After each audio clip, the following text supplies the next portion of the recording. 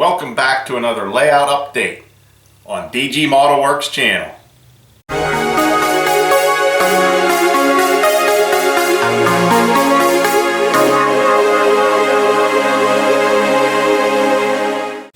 Alright, this update is a continuation of the last update.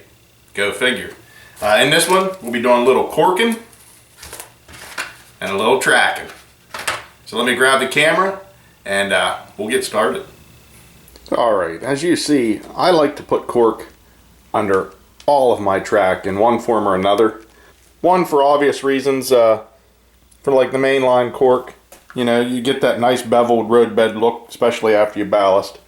And not only that, it helps with the sound absorption, especially putting it directly on this foam board. That's one reason why I do it. And another reason, if you ever have to remove this track, since I glue it down, it's easier to slide a putty knife under here and just take the track right off the cork. It doesn't generally screw the cork up, and then you can just relay it if you have to. If you don't use foam board and you just put this directly on plywood or any type of wood that you have your layout made out of, then you're gonna have different situation there. But it's all personal preference. But I just wanted to explain that to you, that I put cork under all of my track.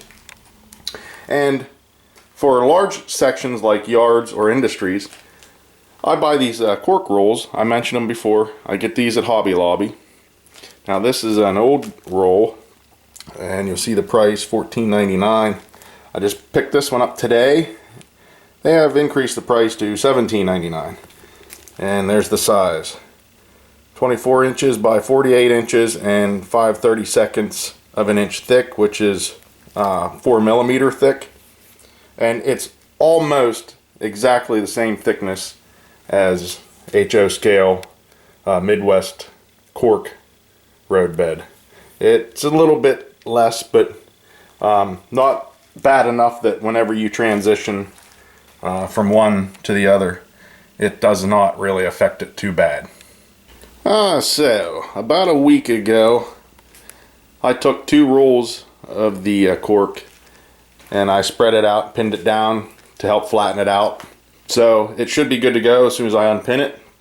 And what I'll do is I'll start cutting it and laying it out in these industry sections as I need. Plus I got a couple more because, well, obviously these aren't going to be enough. And even the extra 2 rolls probably won't be enough. I also picked up a couple more turnouts that I needed. I didn't have enough, so I picked up some more. I got them from where else but Midwest Model Railroad.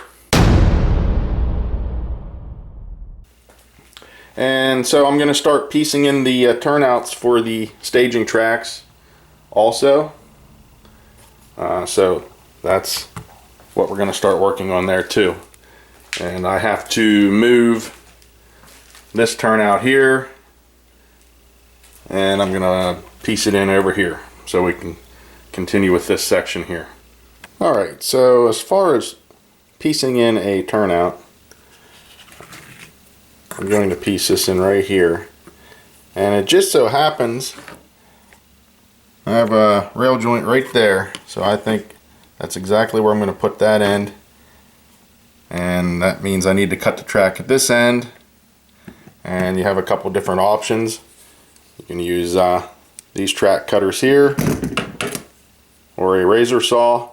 If I can, I like to use the razor saw for this situation here, because it will leave a nice clean cut and I should not have to do much filing or deburring or anything like that. So if I can, I use this. And we'll just have to make a mark right here where we need to cut our section of track. I do have some feeder wires soldered on here, so I will have to remove them or cut them off. And then I need to grab my putty knife and pry this piece off because it is glued down. So let's get started. Alright, I'm going to start by just taking my needle nose pliers and working those feeder wires off, and I'll be able to pull them down and reuse them then. Alright, now I have the turnout pinned and taped in place, and so it don't move. And I'm going to take my razor saw and at least start making a couple passes just to get it started.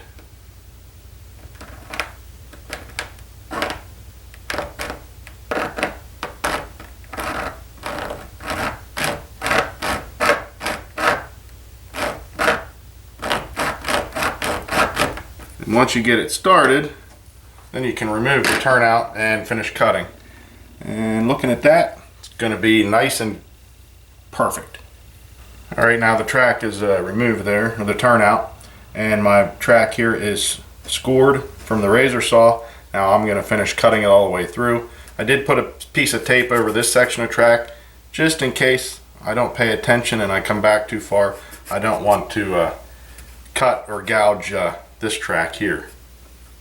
So we'll just put this in the grooves and keep working.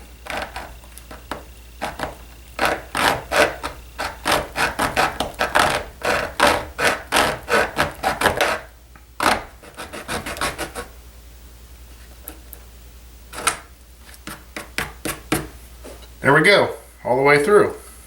Alright, next I'm going to take my needle nose and slide these rail joiners back, which happens to be easy since I didn't put replacement ties in here yet. So we want to slide these back.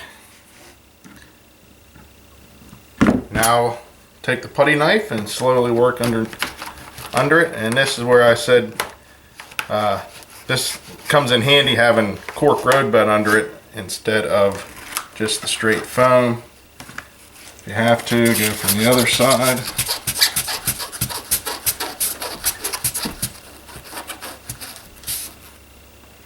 Almost there.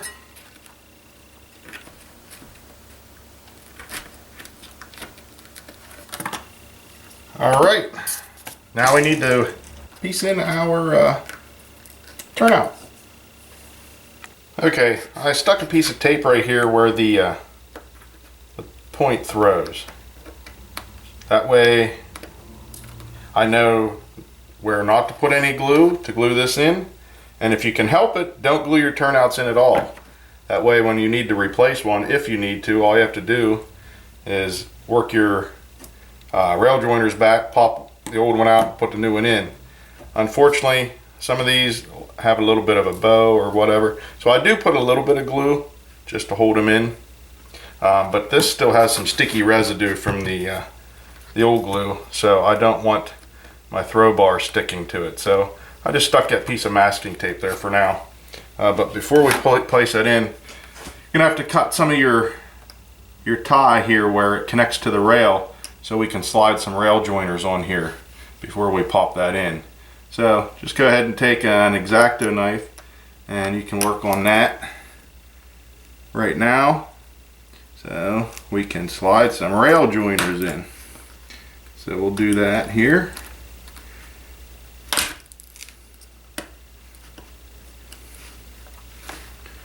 Now you can take your needle nose or just your fingers and you want to work that rail joiner back as far as you can, and preferably flush with the rail on both sides.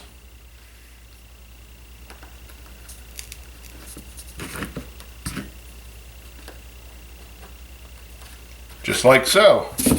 That way we can drop these, or the turnout in, slide our rail joiners up, and we'll be good to go. Let me get a little bit of glue on here, and we'll do that. Alright, here is what I'm using to glue the track and my cork road bed down. This was recommended to me from the track planner. This is what he uses.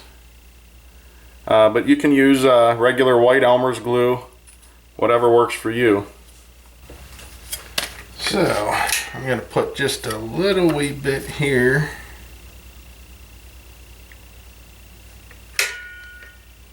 And you don't need a whole lot. Just going to put some every so often here, because like I said, I don't want to get crazy with gluing this turnout down in case I have to replace it. Take a putty knife.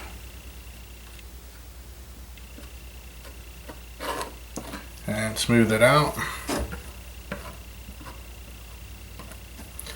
And it's just enough to hold it down. Drop the turnout in place. You can already feel it sticking.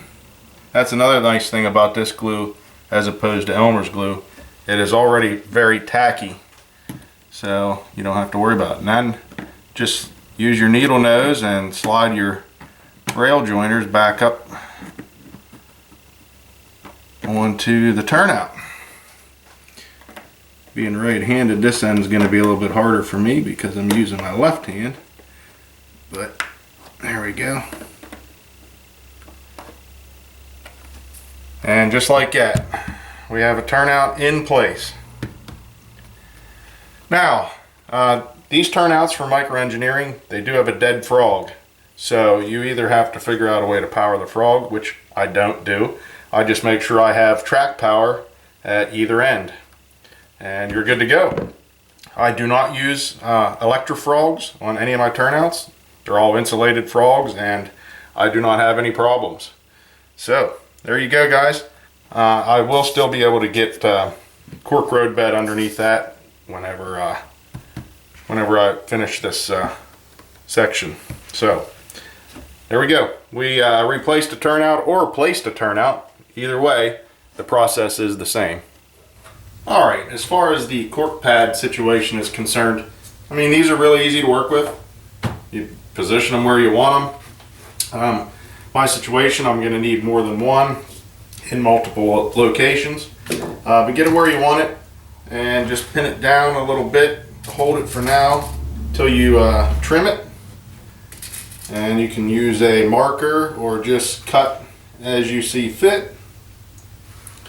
Mark it here, pin it down here, and I just want to make sure it's pinned down straight. This is the paper mill area, and getting a game plan down for that, so that'll be good. That should be all the more I really need to pin that down. I'm not trimming this one too much, but there will be a little bit of a lake or something right here. There'll be water right here, let's just put it that way. So there'll be no track or building all the way out here, so I don't necessarily need that all the way out to there. Alright, checking this out, I think I'm going to trim off like 3.5 inches off the side here, plus the corners that run over top the track that's already laid. So we'll run this out here for now. Just put a line. And then as far as the pieces that overlap, I'm going to cut this one back a little bit like this. So all you need is just a razor knife. You know how easy cork cuts. Go ahead and cut it. And then I'm going to do the same thing here. I will bring this roughly right around where the track runs.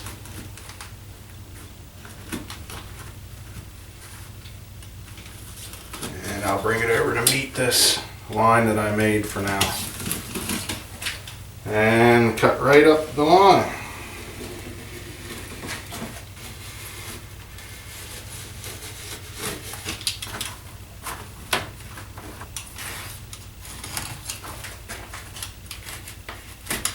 And you can save the pieces, you might use them somewhere else.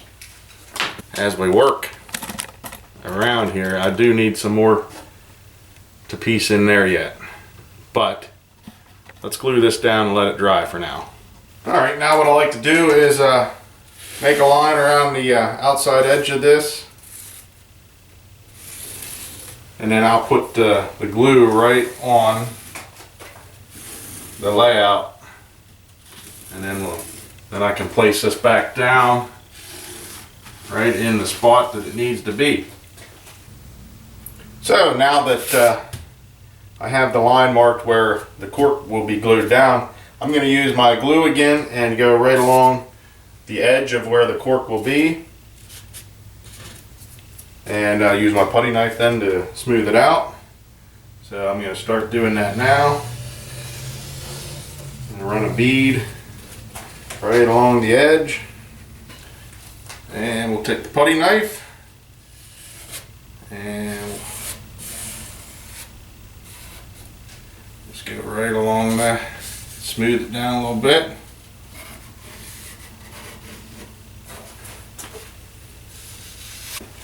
Bring the cork back over, place it over top where we need to go.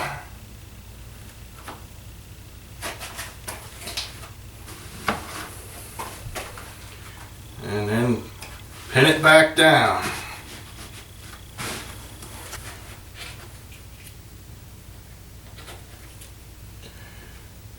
It's up to you whether you want to put this under the Industries also, or just try to gauge where you're going to put your track. I mean, I guess you could run just cork roadbed pieces under your track, but as I go into the Industries, I'm trying to avoid the big bevel of the roadbed, of like a mainline roadbed. So that's why I do the pads. I will just that way whenever I ballast, it'll look like a spur or industrial track. So there you have it. That's a little glimpse of what I'm working on. I have a few more turnouts to place on the main line, at least one more, and fix that other one, and a lot more cork pad to lay down. So it gives you an idea of what I am working on. So I'm going to continue with the cork and track work, and I'll see you on the next video.